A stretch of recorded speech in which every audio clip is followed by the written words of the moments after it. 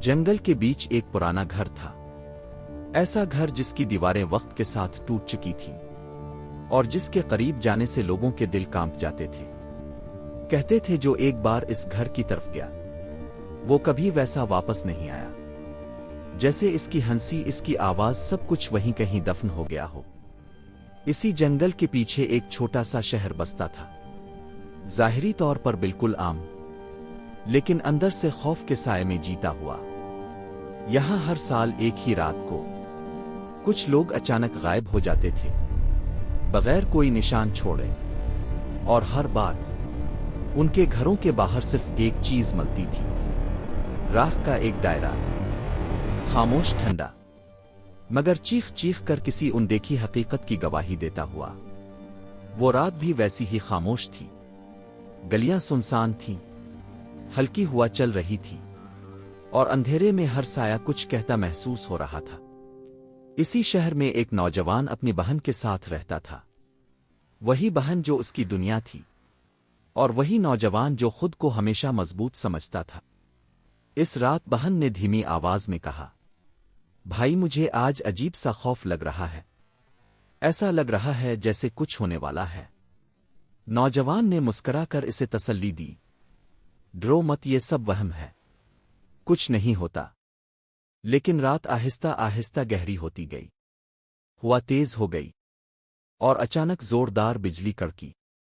जब नौजवान की आंख खिली, घर में अजीब सी खामोशी थी।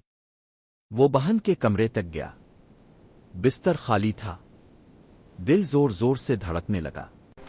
वो भागता हुआ बाहर निकला और दरवाजे के सामने इसने वही चीज देखी, राख का एक दायरा। अब ये कहानी अफवाह नहीं रही थी, अब ये इसकी अपनी हकीकत बन चुकी थी।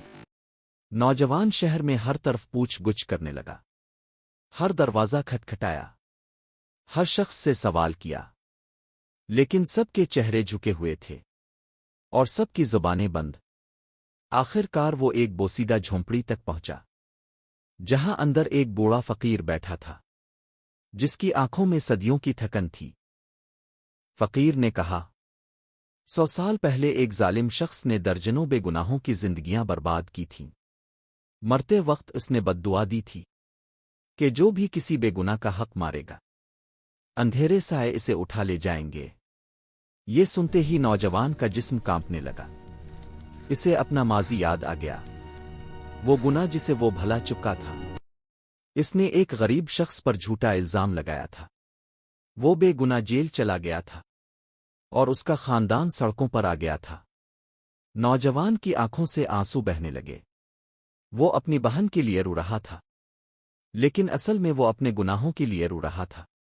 वो जमीन पर बैठ गया और बोला, मैंने गुनाह किया है, मैं मानता हूं, मुझे मुआफ कर दे। इसी लम्हे अंधेरे साए नमूदार होने लगे, हवा तेज हो गई, दरख्त जोर जोर से हिलने लगे। नौजवान ने कांपती आवाज में कहा, मैं इस बेगुनाह के खानदान की मदद करूंगा, मैं सच सबको बताऊंगा। अचानक साए रुक गए, हर तरफ हल्की रोशनी फैल गई। नौजवान ने देखा, इसकी बहन बेहोश हालत में पड़ी थी, लेकिन वो जिंदा थी। If you enjoy this content, please subscribe to the channel.